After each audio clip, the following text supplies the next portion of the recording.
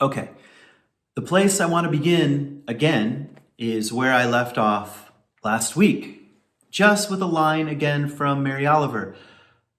I do not know exactly what a prayer is. I do not know exactly what a prayer is, but I do know how to kneel. And that's what we're trying to talk about over the course of the next few weeks, the month of May. What is prayer?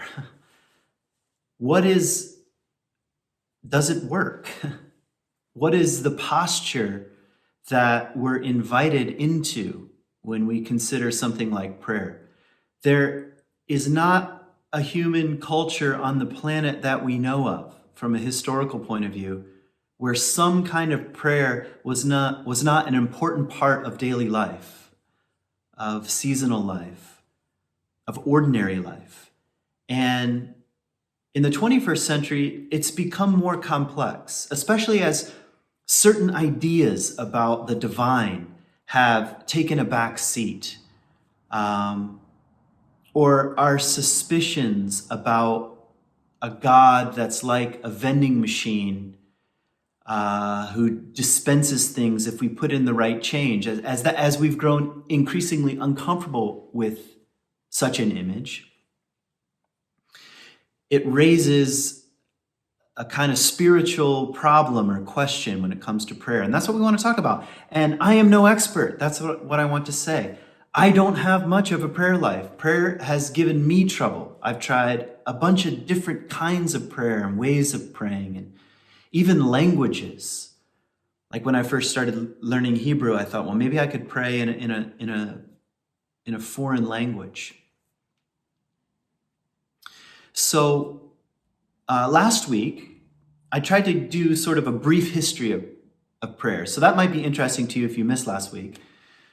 What are historical, cultural ways that human beings have practiced prayer? So check that out from last week. This week I want to build on that, but offer some ideas and some suggestions about prayer in its most simple form. So that's kind of where I'm heading today.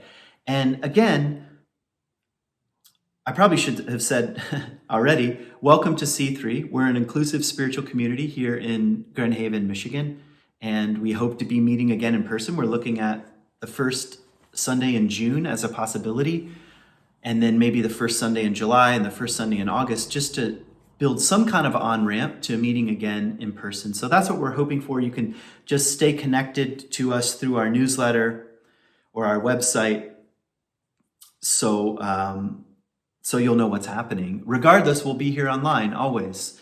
And I'm very grateful for this online experience over the course of the last year. I'm really grateful to those of you who have joined each week, who have made comments, who have participated, and who have joined our talkback, which always follows this at 11 o'clock. It's an open Zoom meeting. Get the link from our newsletter. And we just have a conversation. What did we hear? What came up for us? What images were present? What stories are stirring, or questions? And that is, for me at least, as a teacher, the most rewarding element of our Sunday experience. So anyway, join us for Talkback, please. We're in a series that I'm calling Meaning Matters, where each month we take a look at a different word. And the word for this month is prayer. And like I said, it gives me trouble, but it also pulls me in some way. It's alluring. For me, if I'm just really honest, it's something I feel that I need to wrestle with again, just personally, to cultivate a posture of humility toward prayer. And I wouldn't say that I've had such a posture, especially sort of, this is what happens when I think fundamentalists grow out of their fundamentalism. They look down their nose for a long time, sometimes forever, at whatever they were handed. And maybe that there's a time for that, there's a season for that, but I feel a softening, like, what did my own tradition have to teach me about prayer? And more than that, the great traditions. That's always been an interest and passion of mine, what the perennial traditions, the great religions and spiritualities of the world, all of which have different forms and expressions of prayer. So I don't know. I guess I'm feeling like an honest investigation is needed, just on the personal level. So I tried to give a definition of prayer. I'm going to read it for you again here. And to be quite frank, I didn't look one up. I just said, what do I think it is? Not that you all should just follow whatever I have to say about prayer. But I thought, I'm going to try to say it as best I can, and then I'll check with the experts and see how far off I am, something like that. So here's what I have.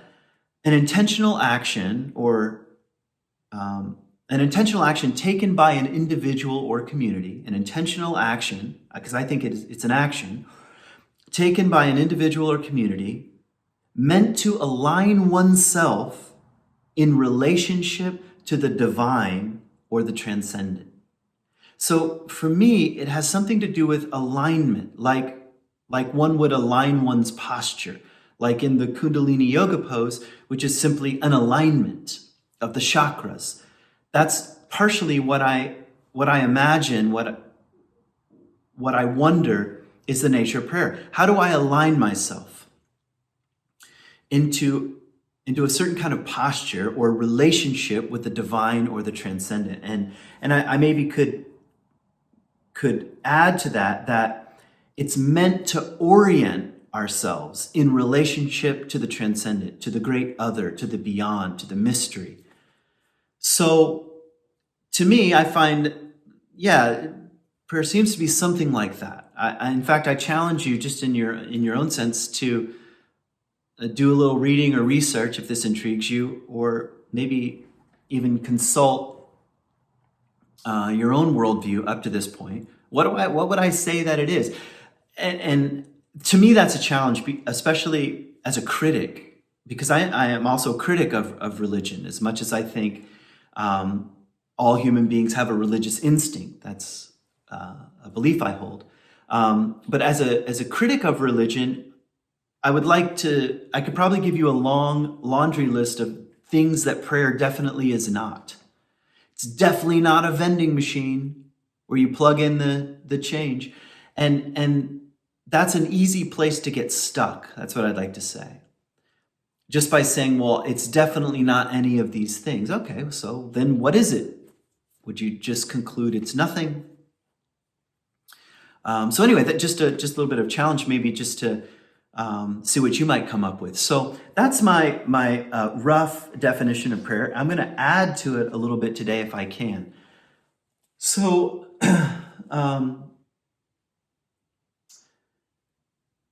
when I first started thinking about giving these talks this month on prayer, the very first line that popped in my head was the Mary Oliver line.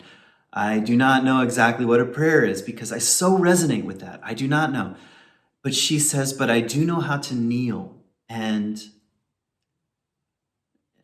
to kneel down into the grass, to really see something. That for Mary Oliver, to notice, to pull one's attention towards something. And I'd say that's where I feel a softening in my own life. I agree. I do not know exactly what a prayer is, but I would like to learn how to kneel. And my wife was reminding me of a T.S. Eliot line, to kneel where prayer is valid. Maybe I'd like to take this up in a future talk here. To kneel where prayer is valid or has been valid. I can't remember exactly what he says. And that posture of kneeling is so anti-American in a way. And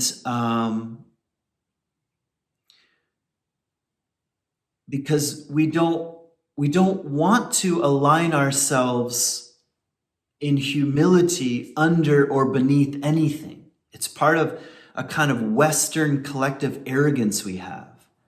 And one part of us says something like, how childish, stand up on your own 2 feet. Why would you kneel before anything? I know we would say, oh, we kneel before God, but we don't behave like that. That posture, again, back to definition, an action taken that orients us toward the transcendent, toward the limitless and the eternal and the beyond, the abyss, the great nothingness. What does it look like to hold that kind of posture? So to me, again, that's prayer. And besides the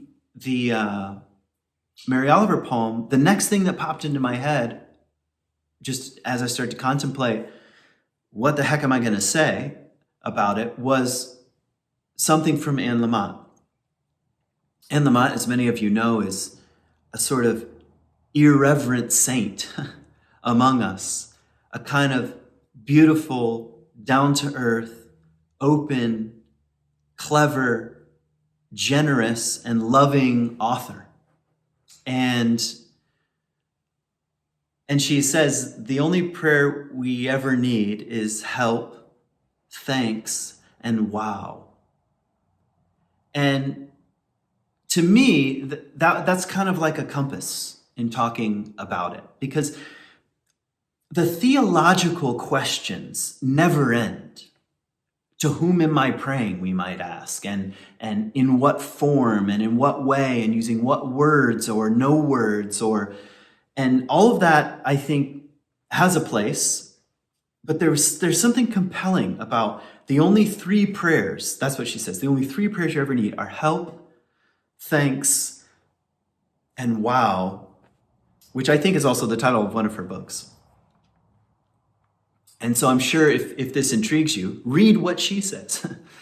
So I want to muse on this as a kind of map today. I want to talk a little bit about what comes up, at least for me, maybe some questions to think about when it comes to help, when it comes to thanks, gratitude, and when it comes to wow. So that's where I'm going here. I want to start in reverse order. I want to start with wow, or wonder, or awe. And if you know Hebrew, it's kind of interesting because maybe one of the most well-known lines from the Bible is the beginning of wisdom is fear of the Lord, or fear of the Lord is the beginning of wisdom. And I mean, if I'm very honest, Yahweh in the Bible is kind of a terrifying figure. Read the book of Job if you don't believe me, where a kind of bet takes place between God and Satan at the expense of Job. So yeah, fear that. But that's in Hebrew, as maybe some of you know, the language is what's called a poor language, and one word can mean a number of things. And in this case, it also means something like wonder. So it's not just fear like terrifying, gripping, I'm watching a scary movie, kind of instinctual fight or flight kind of fear. It's richer than that. It has something to do with wonder, awe, bumping into the transcendent and the eternal. Heschel says something like, at the very center of religion is wonder. That's its origins, its roots, its center, has something to do with, again, a kind of posture, a kind of settling back into the magnificence of what is, which is also terrifying. I mean, I'm not one of those happy, everything is smiley, just bliss. Like if we could just throw off all the blinders of our ego, everything would be bliss. No, nature itself has a kind of terror. You don't believe me? Watch any one of those space programs. Listen to what Neil deGrasse Tyson is talking about. And if you don't get the chills as to just how infinitesimally small we are as human beings, you're not really paying attention. In the vast oceanic cosmos we find ourselves floating in, there's a kind of tremor that comes up. That's what I mean by awe. And it's aligning. It's aligning toward, and in the ancient world, this was considered sacred. Now, you might think about yourself as being non-religious and be uncomfortable with a word like sacred. I, for one, think we need to hold on to it. We need to recover it. We need to, it needs to feed us like a vital stream, a return to the sacred. And the sacredness of life, the sacredness of the earth, the sacredness of the cosmos, the sacredness of a single trillium flower coming up in the forest, the sacredness of your own mother, happy Mother's Day, of your father, of life, the preciousness of life, a kind of sacred posture rooted in wonder, I think we need more of that in the world, not less of that. And in an increasingly mechanized society, we do wonder where the magic is. When everything can be explained in terms of economic terms or technological fixes for things. And I'm not against technology or education or science or anything like that. I'm just saying the kind of cold clockmaker imagination of the Western Enlightenment is still with us. And it tried to strip the world of all things sacred by actually, ironically, peering into the wonder. It just didn't work. It's like the deeper you go, I think the scientists who are really paying attention today might be closer to what we would call mystics than anything else. Have you ever heard a scientist try to explain a quark? It's kind of like listening to a theologian trying to explain the Trinity. You're like, I guess. Because just part of being human is to bump against the kind of sheer depth of being that we experience. Phenomenologically, it's hard to say. The phenomenon of being itself. When our ego isn't running the show, I think leads us straight to the doorstep of wonder and right into what Mary Oliver is saying. I don't know exactly what a prayer is, but I do know how to kneel. That's someone who's in love with the magnificence and transcendence of life itself. And I would say, I need more of that. And there's something we can do about it. Now, I want to raise a question that's probably all of you have or have had at some point. If my ideas or images of God change or shift, or even unravel completely, and you're asking me now to stand in awe, to whom am I in relationship with? Or if I can put it in even more simple terms, if you think about prayer in a straightforward way, who am I addressing? Who's up there or out there? Is it just, are we talking about just nature, space? And I think it's a valid question. It's a valid question that is bound to come up and is going to continue to come up in the 21st century, especially as we learn more and more about how the universe works on the smallest level and on the macro level. That's in other words, acquiring more information. As human beings who I think have a kind of religious instinct, we're going to continue to bump into a question about, which is something like, who am I addressing here? And sometimes the feeling is, forget it, who needs prayer? Like nobody's listening and I'm just sort of wandering through this blip of existence that is fundamentally meaningless. And I might be exaggerating, but not so much. That's what nihilism is essentially suggesting. And if you've heard my talks before, I always like to quote Ken Wilber, who says, we live in an age of nihilism and narcissism, and sometimes they hold hands and they swap places, and we all find ourselves in that cul-de-sac. Just, I mean, if for anything else, the sheer glut of information and the sheer fragmentation of traditional worldviews that kept things ordered. Everybody's experiencing that. And then we can sometimes get stuck in the cul-de-sac. Narcissism, well, I guess it's just about me, or nihilism, none of this means anything. And I think prayer is, what would be the right metaphor? A hidden exit from the cul-de-sac. And that sort of posture can help bring us out of those tendencies. And anyway, back to my question, to whom am I addressing? And I used to wonder about this too, because as many of you know, I grew up in a Christian fundamentalist environment, and we were very much about a personal God, having a personal relationship with God. And I, over time, grew increasingly uncomfortable with this. But I have to be honest with you, I never really replaced it with anything. I remember for a long time saying, I don't believe in a personal God. Okay, thank you, Kent, for your broad announcement about what you do not believe in. Okay, thanks for sharing. And I think, for me at least, that was a necessary and needed passage, and I don't even really, there's nothing to apologize for that. But what is on the other side of that? Okay, then even in a simple sense, what do I believe then? Even if it's more like an intuition or a guess or a hint or a clue.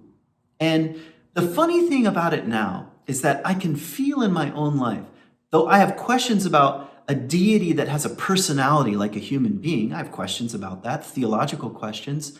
In terms of my orientation toward the world, I would like that to be personal. How else are you going to relate to the world other than personally? How else are you going to approach prayer other than personally? I suppose you could approach it communally, but if you're a participant, even in what the community is doing, like public prayer, for example, or ritual prayer, or rites of passage, or seasons, or holidays, and because these are really disguised forms of communal prayer. How else do you participate other than personally? So, in my trying to hold back from something, I feel now, I don't know. Yeah, I'd like to personally relate to the transcendent. And what else is that than a personal prayer? And I think, so for me, it begs the question then of how then am I going to orient myself personally? If I would like a life of more wonder, and if it's one of the 3 prayers any of us need, wow, what am I going to do about it? How am I going to personally orient myself like that in the world? So I don't get caught up in my own narcissistic spin cycle, but walk in the world in a certain way, and open my mouth and pray in a certain way. And how will I order my day when the sun comes up and the sun goes down? These are all, by the way, traditional times of prayer. As the seasons turn, as the light changes, how am I going to personally orient myself toward a sense of wonder? And so I'd like to add to my definition at this point. Let me go back and read it. I wrote it down so I wouldn't forget. An intentional action taken by an individual or community meant to align oneself in relationship to the divine or transcendent. And here I would just like to add, to relate to the ineffable, to the unknown. That is part of what I think is hidden in the invitation of wow, the ineffable, the God, divine, bigness, oneness of everything that is without name, without language, without human structured order or lack of order, but is somehow beyond, is somehow remains cloaked in an unknown abyss. Something like that.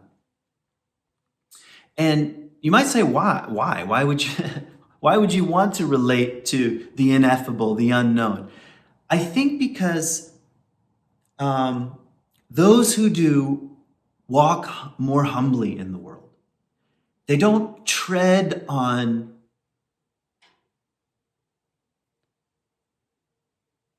the earth in harmful ways. They don't treat their children or spouse in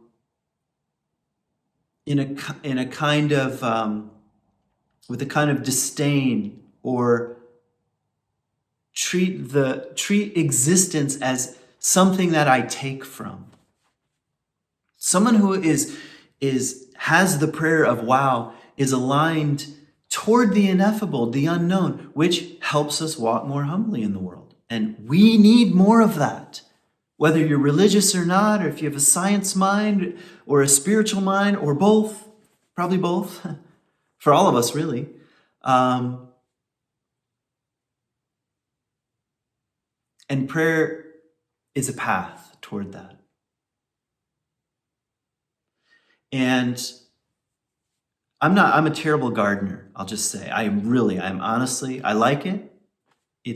We have a big garden, only by chance, in the sense of it was already fenced in when we got here. So there's the garden.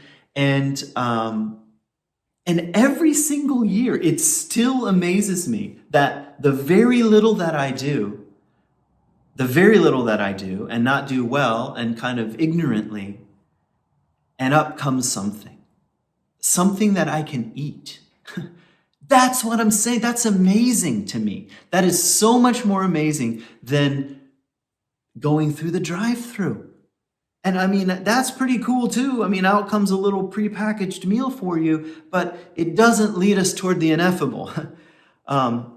Putting a butterbean seed in the ground and eating a butterbean later on, that's a kind of prayer. That's the prayer of wow. If just by standing near the magnificence of the earth, of our great mother, so to speak. So that's enough musing on wow. Let's try help. And help, again, takes us right into kind of the main questions of prayer, like what I call the dorm room questions, like, does God heal people? These are the debates. And I went to a Christian school, so these, I suppose if you went somewhere else, maybe you weren't debating these things. But in the dorm, we were all about arguing about these things. Does God answer prayer? How does he answer prayer? If I ask for something, do I get it? What if I'm sick? What if so-and-so gets healed? Does that mean they have more faith than so-and-so that doesn't get healed? And those are that's just part of the unfolding ordinary conversation of being inside a faith community. What's it rooted in? What's behind all that? A very, very simple expressed feeling of help me. Help me.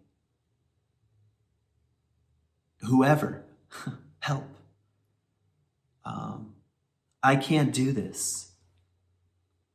I feel stuck. I can't heal myself. That is so human and so beautiful. And I mean, I got this from Thomas Merton. It's just popping in my head. So it's been a long time since I've read it. So I'm going to kind of butcher a quote. I'll give you the general essence. Thomas Merton once said something like, well, what could be more simple than a child asking his father for something? He was talking about prayer. Now, Thomas Merton also taught about contemplative prayer and wordless prayer. And I'm going to come to that in some coming weeks. But Yeah, as soon as he said that, I was like, of course. What could be more simple than a child expressing I need help to a parent? And Christianity and Judaism and Islam is not alone in imagining God or the divine, the transcendent, as a kind of parent. It's not the only form. I mean, even if we think of the divine, whatever we mean by that, is ineffable, one archetypal expression is the parent, the mother, the father. What's wrong with that? Well, really nothing, because to take it in its most simple form, again, it orients us to the world. Like, yeah, it's okay to ask for help. It's okay to ask for help. And one of the most beautiful things about religious communities is that, I'm getting this from Ronald Rolheiser, the priest, is that especially what he would call incarnational Christian communities, religious communities, is that oftentimes our expressions of help me are actually met by human beings. This is from a Christian point of view, the incarnation of the divine in flesh. It's the enfleshment. So who's going to help me? My neighbor's going to help me. That's who's going to help me. And any of you who have suffered loss, have had a baby, have watched your kid graduate from high school, knows that help arrives in the most mysterious and simple and concrete ways. All of a sudden, there's a meal at your door. See, how did that come about? Well, some of it, what I'm saying in terms of prayer, is just being in the posture of, yes, from time to time, I need help. And I speak that out loud. I speak that to the universe, in the solitude of my closet, to borrow an image from Jesus. And there's a kind of vulnerability that happens in that kind of simple expression. Yep, I need help. By the way, I think the capacity to ask for help, I think, is directly related to also helping oneself. I mean, to really be honest about what do I need help with requires us to do whatever it is that we can help ourselves with. That's where we find the edge of our limitations. It's not that I can do nothing. You know, it's kind of like the kid who says, I know I didn't read any of the books. I know I didn't come to class. I know I didn't pay attention, but can you just help me get an A? No, it's not going to happen. Karma says it. It's not going to happen. And if it happens, it's going to be pure accident. What's the right kind of posture with help? Well, I've done what's mine to do, and the rest is out of my hands. You know, God help us. That's again brings us back to what I was saying before. Why would we want to ask for help? Because it helps us walk a little more humbly. That's why it does. It draws us to what we can do and what we can't do, and that fine line, the limits of our own humanness, just our ordinary, mucky humanness. Okay.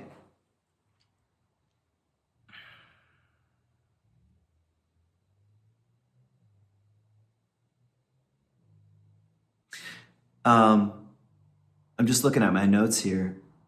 Maybe one thing that might be worth just saying, I'll say it just briefly, is that our culture, certain elements of our culture, historically, especially Western American culture, has really exuded that a mature and healthy person is someone who never asks for help. And I'm trying to challenge that actually through the lens of prayer here.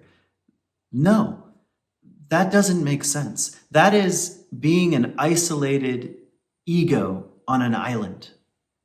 Like, I am a rock, I am an island, from that Simon and Garfunkel song, which as soon as you hear it, you know it's not true. It's not true. And even by saying it, it's like you can't even make it be true. The opposite is true by having to express that. And so our culture needs a lot of help. I think we have a lot of baggage around asking for help. Those who need help, we have baggage around that. how much we help ourselves. So I'm just suggesting a prayerful attitude, adopting a prayerful attitude around our own limitations, perhaps is an off-ramp out of the cul-de-sac. Okay. And I want to end with thanks, because in some ways, it's the most simple and accessible and easy way of developing a prayer life. And I'm preaching to myself. Kent, express some gratitude out loud to the world, to the divine, to your friends, to your spouse, to your kids. Take the action of being truly grateful, because how did any of us get here? Really? How did any of us get here? And maybe it's because I'm in my 40s now. Looking back, I could have never, ever, ever imagined my life the way it is now. Never. Where I've gone to school, where I've lived in the world, what I'm up to, the things I'm interested in. It's like I didn't choose any of this. And along the way, I cannot tell you the number of mentors and friends and acquaintances and chance occurrences that came into my life that made things possible. I mean, in that sense, I didn't choose any of this. That's the way it feels. It's been gift. Now, I'm not ignoring things that have hurt, because of course, like we all experience suffering and pain. And yet I also know that I've been met in those moments too. And what else is there to do? What's the opposite of not adopting a life of gratitude? What's the opposite? The opposite is, I deserve this. It's my life. I'm entitled to the things that I have and to my status and my role. And what a small life. What a small life. That kind of entitlement. And gratitude is just going in the opposite direction. And it's so easy. It's so easy. Last week in Talkback, several people were talking about their relationship with prayer, and more than one of us were talking about just prayer before meals, and that, yes, it can be rote. And there are several people who didn't grow up religious at all, and they still had a kind of prayerful posture around food. I mean, how are we even living? Am I making the water come out of my tap that's actually drinkable? You know, it's like the fact that we're in a global pandemic and there's help, and it's coming quickly, as opposed to 200, 500, 1,000 years ago. I mean, you could just study history through pandemics and you would be, talk about fear. There's so much to be grateful for. It's unbelievable. So